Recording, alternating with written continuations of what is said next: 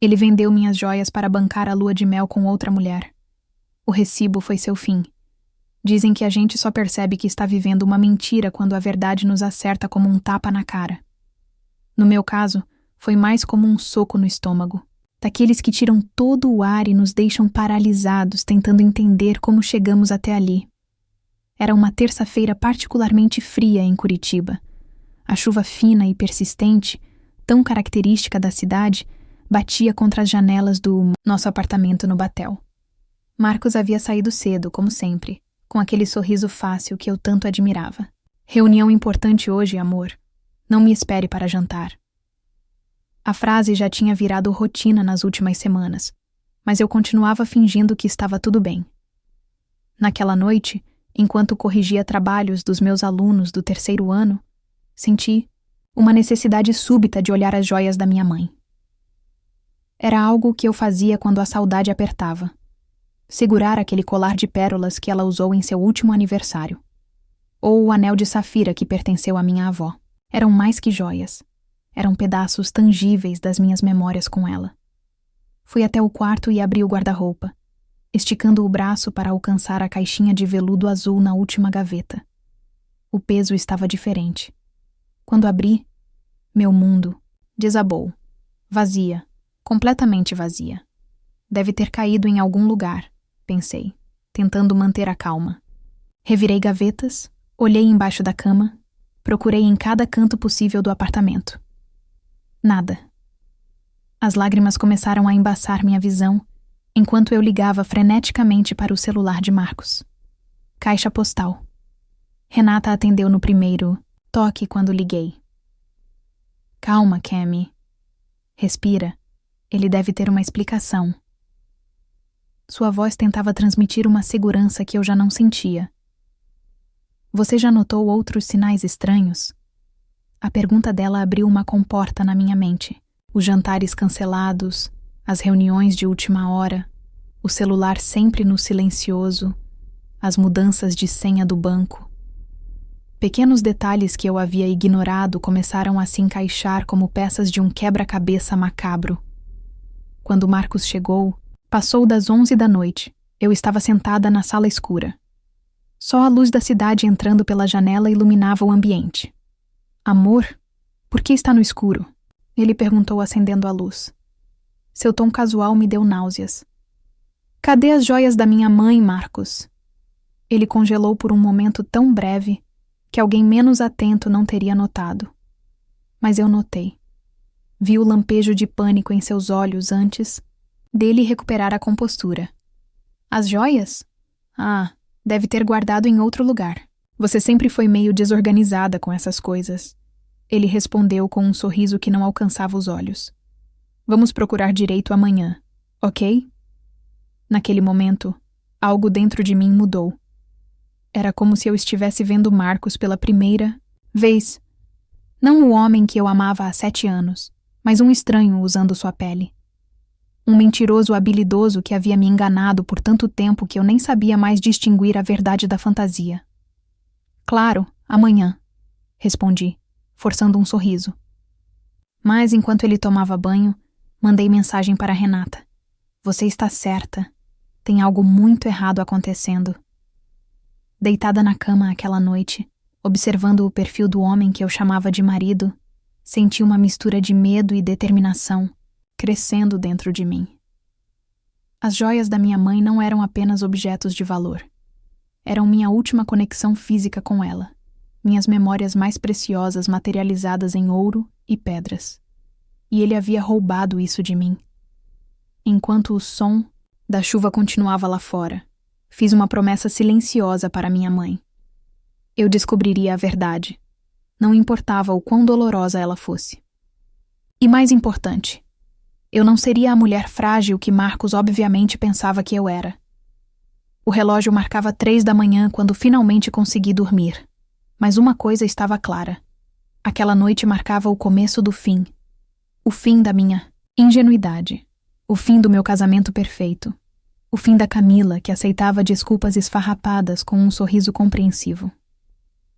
Mal sabia eu que estava apenas começando a descobrir a profundidade do buraco em que havia caído. A dúvida é como um veneno lento. Vai corroendo por dentro até transformar cada momento de normalidade em suspeita. Nas semanas que se seguiram ao sumiço das joias, passei a observar Marcos com outros olhos. Cada gesto, cada palavra, cada mensagem no celular que ele se apressava em responder quando achava que eu não estava olhando. Você precisa ser mais esperta que ele, Renata me disse durante nosso café semanal no café do mercado municipal. Era sábado de manhã, e o movimento intenso de pessoas comprando flores e frutas criava o disfarce perfeito para a nossa conversa. Se ele está escondendo algo, vai deixar rastros. Ela estava certa, é claro. Renata sempre foi a voz da razão na nossa amizade. Enquanto eu me perdia em divagações literárias, ela ia direto ao ponto. Foi ela quem me ajudou a elaborar um plano.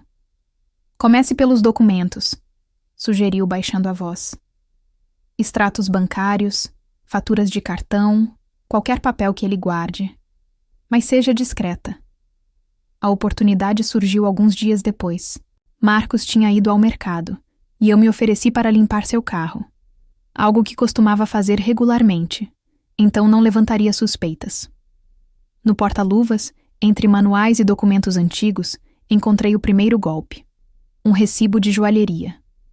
Meu coração parou ao reconhecer a descrição exata das peças da minha mãe. Minhas mãos tremiam tanto que mal conseguia segurar o papel. Data de 3 semanas atrás. Valor: R$12.800. Ele havia vendido minhas memórias por R$12.000. Mas essa descoberta foi só a ponta do iceberg.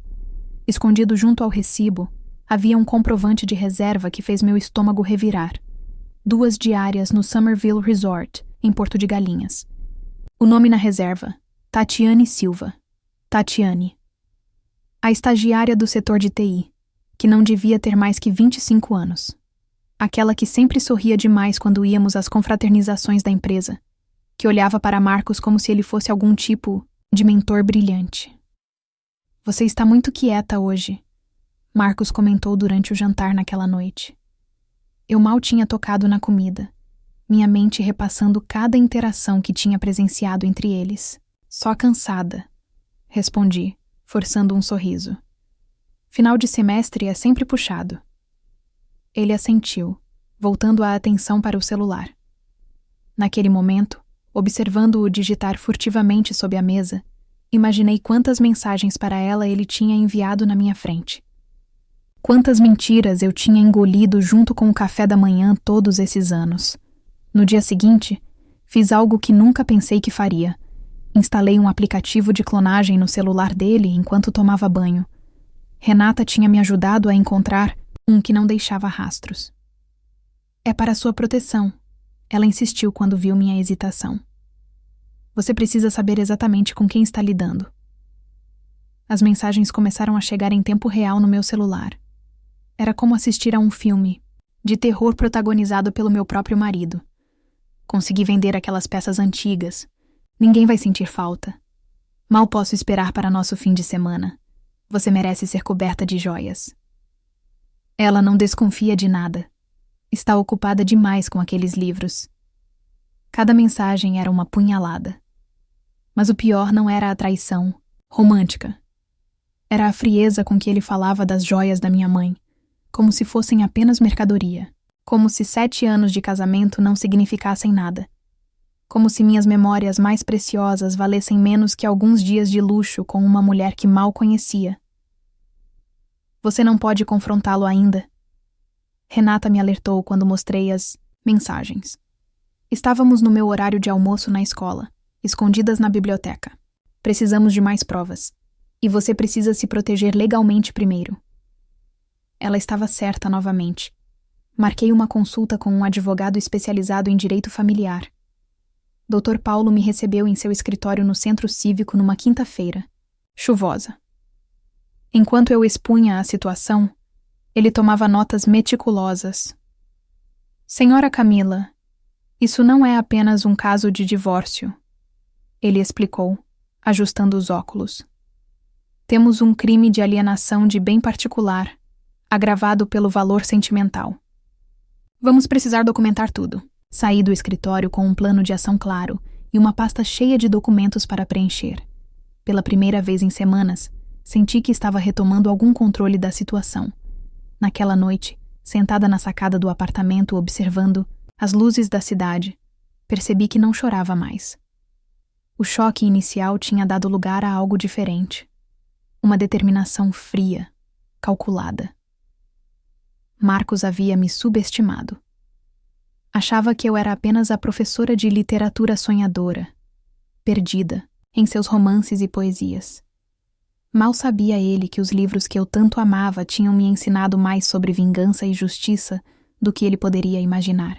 E assim como nas grandes obras que eu ensinava, esta história também teria sua reviravolta. Peguei meu celular e digitei uma mensagem para Renata. Está na hora de passar para a próxima fase do plano. A resposta dela foi instantânea. Agora? Sim. Vamos mostrar para ele que mexeu com a pessoa errada. Guardei o celular e fiquei ali, observando a noite curitibana, sentindo o vento frio no rosto. Em algum lugar da cidade, Marcos e Tatiane provavelmente planejavam seu fim de semana romântico, pagos com os pedaços do meu coração que ele havia vendido. Mas eles não faziam ideia do que estava por vir, porque enquanto eles construíam castelos de areia, eu estava silenciosamente preparando a maré que os varreria. Existe um momento na vida de toda mulher em que ela precisa escolher entre continuar sendo a pessoa que sempre foi ou se transformar na pessoa que precisa ser. Meu momento chegou numa quarta-feira comum, quando recebi uma notificação no celular. Marcos havia feito uma transferência bancária significativa para uma conta desconhecida. São mais de 15 mil reais, sussurrei para Renata, que tinha vindo até minha casa depois que mandei uma mensagem desesperada. Estávamos sentadas na varanda, a vista noturna de Curitiba, servindo de testemunha para mais uma descoberta dolorosa. Ele está juntando dinheiro para fugir com ela, Renata concluiu, seus olhos castanhos fixos nos meus. Você precisa agir, agora, Cami. Naquela mesma noite, enquanto Marcos dormia, acessei seu notebook. A senha era ridiculamente previsível. O nome do primeiro cachorro dele seguido do ano de nascimento. Para alguém que trabalhava com tecnologia, ele era surpreendentemente descuidado com sua segurança digital. Ou talvez fosse apenas arrogância. Ele nunca imaginou que a esposa ingênua seria capaz de investigá-lo. O que encontrei me deixou sem ar. E-mails detalhando planos de uma vida nova, currículos enviados para empresas em Recife, pesquisas de apartamentos em Porto de Galinhas. Tudo meticulosamente organizado em pastas, como se fosse um projeto de trabalho qualquer. Meu casamento estava sendo desmontado em planilhas do Excel. Senhora Camila, Dr. Paulo falou no dia seguinte em seu escritório, após examinar as evidências que eu havia reunido. Temos um caso sólido aqui, não apenas para o divórcio, mas para uma ação criminal por apropriação indébita. Sugiro agirmos rapidamente. Assinei os papéis do divórcio naquela tarde. Minhas mãos não tremeram nem uma vez. No caminho para casa, parei no jardim botânico. Era fim de tarde, e o sol pintava a estufa de vidro com tons dourados que me lembravam do colar preferido da minha mãe. Aquele que agora provavelmente adornava o pescoço de Tatiane. Sentei em um banco e fiz algo que não fazia. Há anos escrevi um poema. As joias que você roubou não eram apenas ouro e pedras. Eram histórias, eram memórias, eram pedaços da minha alma, mas ao levá-las você me libertou do peso de um amor falso e me devolveu o brilho que eu havia perdido. Na manhã seguinte, telefonei para o RH da empresa onde Marcos trabalhava. A voz calma e profissional da gerente de recursos humanos ficou tensa quando mencionei as evidências de apropriação indevida de recursos da empresa. Marcos havia usado o cartão corporativo para pagar o resort em Porto de Galinhas. Vou precisar que a senhora envie toda a documentação que possui, ela disse, a formalidade mal escondendo a preocupação. Isso é um assunto muito sério. Enquanto isso, Tatiane começava a mostrar sinais de nervosismo. As mensagens que chegavam pelo aplicativo de clonagem revelavam uma mulher cada vez mais insegura com as promessas grandiosas de Marcos. Você disse que ia se separar dela mês passado, ela escreveu. E aquela história das joias. Marcos, eu não me sinto bem com isso. Foi quando decidi dar meu próximo passo. Usando um número descartável, enviei para Tatiane cópias de todas as evidências que tinha reunido. Os recibos da joalheria, os extratos bancários, as mensagens onde Marcos planejava usar o dinheiro das joias para começar uma vida nova. Não com ela, mas em outro estado, sozinho. A reação foi imediata. O telefone de Marcos começou a tocar incessantemente, mas ele não estava em casa para atender. Estava em uma reunião importante, que eu sabia ser uma entrevista de emprego em São Paulo, cidade que nem Tatiane sabia que ele estava considerando. Naquela noite, preparei um jantar elaborado. Coloquei a mesa com nossa melhor toalha. Acendi velas, abri um vinho. Quando Marcos chegou, seus olhos se arregalaram com a surpresa. "Qual a ocasião especial?" ele perguntou, tentando disfarçar o nervosismo ao ver meu sorriso calmo. "A verdade", respondi, servindo o vinho. "Acho que está na hora de sermos honestos um com o outro, não acha?" Vi o pânico crescer em seus olhos enquanto eu calmamente colocava sobre a mesa, uma a uma, todas as provas que havia reunido. O recibo das joias, os extratos bancários, as mensagens com Tatiane, os e-mails sobre empregos em outras cidades. "Você pode explicar", falei, minha voz mais firme do que jamais havia sido. "Por que as joias da minha mãe estão listadas neste recibo de venda?" Marcos empalideceu, seu rosto passando por uma sequência de emoções. Surpresa, medo, raiva e, finalmente, uma tentativa patética de controle. "Amor, eu posso explicar. Era para ser uma surpresa. Eu ia comprar joias novas para você, mas... modernas. Poupe-me", cortei, levantando a mão. "Os papéis do divórcio já foram enviados para seu e-mail. Sua chefe do RH quer falar com você amanhã cedo. E Tatiane... Bem, ela teve uma conversa muito interessante com o marido hoje sobre um certo fim de semana em Porto de Galinhas." Ele desabou na cadeira, toda a fachada de controle desmoronando. "Você não pode fazer isso comigo", murmurou, mais para si mesmo do que para mim. "Não, Marcos", respondi, levantando-me da mesa. "Você fez isso com você mesmo. Eu apenas decidi não ser mais sua cúmplice." Saí da sala de jantar deixando-o ali, entre as velas derretendo e as provas de sua própria destruição. No quarto, peguei a mala que já estava pronta e as chaves do meu carro. Renata me esperava em seu apartamento, onde eu ficaria até encontrar meu próprio lugar. Quando fechei a porta do apartamento atrás de mim, não olhei para trás. O barulho da fechadura ecoou pelo corredor como um ponto final definitivo. Aquela noite não marcava apenas o fim do meu casamento. Marcava o nascimento de uma nova Camila. Os dias que se seguiram ao confronto foram um turbilhão. O apartamento de Renata, no alto da 15, tornou-se meu refúgio temporário enquanto o mundo de Marcos desmoronava peça por peça. As notícias chegavam como ondas. Ele havia sido demitido por justa causa. Tatiane pediu transferência para outra filial, e a família dele, os Rodrigues, tão tradicionalmente conservadores, estavam devastados com o escândalo. Sua sogra ligou. Renata me informou numa manhã, enquanto preparávamos café. "Dona Clélia quer conversar com você." O encontro aconteceu no Café das Flores, no centro histórico. Dona Clélia, sempre tão altiva com seus conjuntos de tweed e colares de pérolas, parecia ter envelhecido 10 anos. "Minha filha..." Ela segurou minhas mãos por cima da mesa, seus olhos marejados. Eu não tenho palavras para expressar minha vergonha. Aquelas joias, eu sei o que significavam para você. "A senhora não tem culpa", respondi, sentindo uma inesperada onda de compaixão. "Marcos fez suas próprias escolhas." "Ele sempre foi assim, sabe?" Ela confessou, sua voz baixa e trêmula. "Desde pequeno, pegando as coisas dos outros, mentindo, nós tentamos corrigir, mas..." Ela enxugou uma lágrima. "Achei que tinha mudado quando conheceu você. Aquela conversa me fez perceber algo importante. Eu não era a única vítima das mentiras de Marcos. Sua própria família carregava cicatrizes, antigas de sua desonestidade. Na escola, meus alunos notaram a mudança em mim. Professora, a senhora está diferente, comentou Maria Eduarda, uma das minhas alunas do 3º ano, após uma aula sobre Virginia Woolf. Mais forte, sabe? Ela estava certa. Algo havia mudado fundamentalmente em mim. As aulas de literatura, que sempre foram minha paixão, ganharam uma nova dimensão.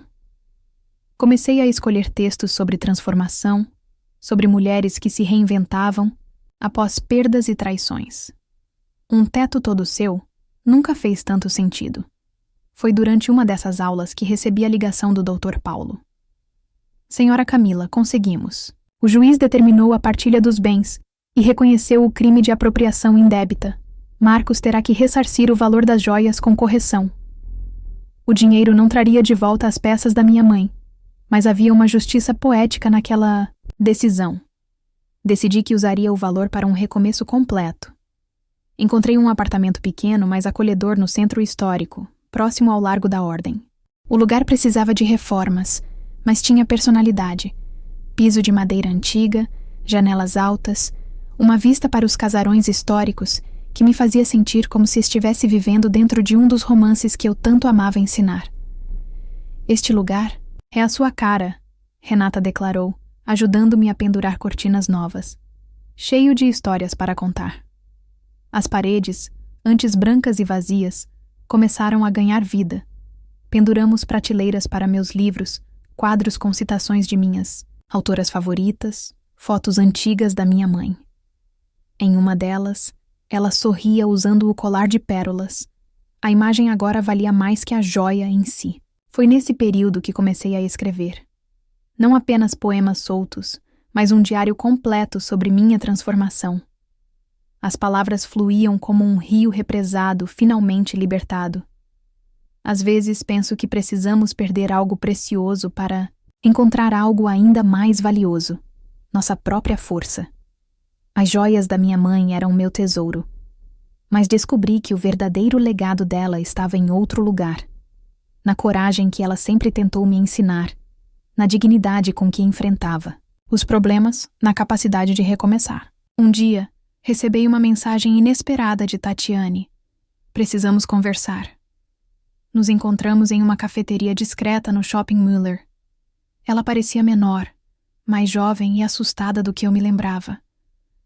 Eu sinto muito, ela começou, suas mãos tremendo ao segurar a xícara de café. Eu não sabia sobre as joias, sobre o dinheiro. Ele me disse que vocês estavam se separando, que era tudo consensual. Você também foi enganada, respondi, surpresa com a ausência de raiva que sentia. Ele mentiu para todos nós. Ele sumiu, sabia? Ela continuou. Depois que você expôs tudo, ele desapareceu. Ouvi dizer que está em Florianópolis tentando começar de novo. Aquela informação não me afetou como deveria. O Marcos que eu conheci, ou pensei que conhecia, já não existia mais para mim. À noite, sentada na janela do meu novo apartamento, observando o movimento do centro histórico, percebi que havia alcançado algo que nem sabia que procurava. Paz. Não aquela paz artificial que vem de ignorar os problemas, mas a paz profunda que vem de enfrentá-los e superá-los. Peguei meu caderno e escrevi: Mãe, suas joias se foram, mas seu verdadeiro legado permanece. A força que você sempre viu em mim, mesmo quando eu não conseguia ver. A coragem de recomeçar. A sabedoria de transformar dor em crescimento. Hoje, entendo que o verdadeiro tesouro nunca esteve nas joias, mas no exemplo que você deixou, de uma mulher que sabia seu próprio valor. O barulho dos sinos da Igreja do Rosário marcou 9 horas. Lá embaixo, turistas tiravam fotos, casais passeavam de mãos dadas, a cidade pulsava com suas próprias histórias de perdas e recomeços. Eu agora era parte dessa trama, não mais como vítima, mas como protagonista da minha própria história de transformação. 1 ano se passou desde a noite do confronto. A primavera chegou novamente a Curitiba, e com ela, as cerejeiras do Jardim Botânico explodiram em flores rosadas. Estava sentada em meu lugar favorito, Um banco de madeira com vista para a estufa, corrigindo redações dos meus alunos do 3º ano. O tema que propus era transformação, algo que eu havia me tornado especialista em reconhecer. Professora, Camila? Ouvi uma voz familiar. Era Maria Eduarda, minha ex-aluna que agora cursava letras na Federal. A senhora não vai acreditar. Fui aceita no programa de intercâmbio para Portugal. Seu entusiasmo me fez sorrir. No ano anterior, ela havia usado minha história como tema para sua redação do vestibular. A professora que nos ensinou que perder pode ser um jeito de se encontrar, ela escreveu. O texto ganhou nota máxima. Naquela tarde, voltando para casa pelo calçadão da 15, parei na livraria onde costumava me esconder nos dias difíceis do casamento. Agora era um lugar de celebração. Meu primeiro livro estava na vitrine. Joias de Família, uma história, de redescobertas, uma coletânea de crônicas sobre minha jornada, que começou como posts em um blog e acabou sendo descoberta por uma editora local. O sucesso do livro me surpreendeu. Recebi centenas de mensagens de mulheres que se identificaram com minha história, que encontraram coragem para enfrentar suas próprias situações difíceis. Algumas até começaram a frequentar o clube de leitura que iniciei no café próximo ao meu apartamento. Você criou uma rede de apoio sem querer, Renata comentou durante nosso café da tarde no Largo da Ordem. Ela havia acabado de se tornar sócia do escritório de advocacia onde trabalhava, especializada em direitos das mulheres. Suas palavras estão ajudando outras pessoas a se libertarem. É engraçado, respondi, observando os turistas que fotografavam o relógio das flores. Como a vida dá voltas. Lembra quando eu achava que não sobreviveria sem aquelas joias? O dinheiro do Azinino, ressarcimento judicial, havia sido bem empregado. Além da reforma do apartamento, investi em mim mesma. Fiz uma pós-graduação em escrita criativa. Comecei aulas de yoga. Viajei sozinha pela primeira vez. Um mês explorando cidades históricas de Minas Gerais. Cada uma com suas próprias histórias de perdas e reconstruções. Dona Clélia, minha ex-sogra, manteve contato. Nos encontrávamos ocasionalmente para um chá, conversando sobre literatura e vida. Ela havia se tornado uma aliada inesperada, frequentando meus eventos literários e recomendando meu livro no seu clube do livro. Marcos ligou semana passada. Ela me contou em um desses encontros. Está morando em Florianópolis, tentando recomeçar. Perguntou por você. A notícia não provocou nada em mim. Nem raiva, nem tristeza, nem curiosidade. Era como ouvir sobre um personagem de um livro que eu havia terminado de ler há muito tempo. Em uma tarde particularmente significativa, recebi um pacote inesperado. Era de uma antiga cliente da joalheria que havia comprado as peças da minha mãe. Ela havia lido meu livro e reconhecido a descrição das joias. Não posso devolver todas, dizia a carta que acompanhava o pacote. Mas achei que você gostaria de ter isto de volta. Com mãos trêmulas, abri a pequena caixa de veludo. Dentro estava o anel de safira da minha avó, a peça mais antiga da coleção. Lágrimas escorreram pelo meu rosto, mas não eram de tristeza. Era como receber um abraço do passado, um lembrete de que algumas coisas preciosas encontram seu caminho de volta. Naquela noite, sentada na varanda do meu apartamento, coloquei o anel no dedo. Não era mais apenas uma joia. Era um símbolo da minha jornada. Peguei meu caderno e comecei a escrever o que seria o epílogo do meu próximo livro. Há 1 ano, perdi as joias que me conectavam ao passado. Hoje, entendo que aquela perda foi o começo de algo maior, a descoberta do meu próprio valor. As memórias da minha mãe nunca estiveram nos colares ou anéis. Estavam na força que herdei dela, na coragem de recomeçar, na capacidade de transformar dor em arte. Alguns tesouros podem ser roubados, mas outros crescem dentro de nós, invisíveis e indestrutíveis. São esses que realmente importam. A autoestima recuperada, a independência conquistada, as amizades fortalecidas, as histórias que aprendemos a contar, primeiro para nós mesmas, depois para o mundo. Hoje, quando minhas alunas me perguntam sobre força, não mostro a elas joias ou títulos.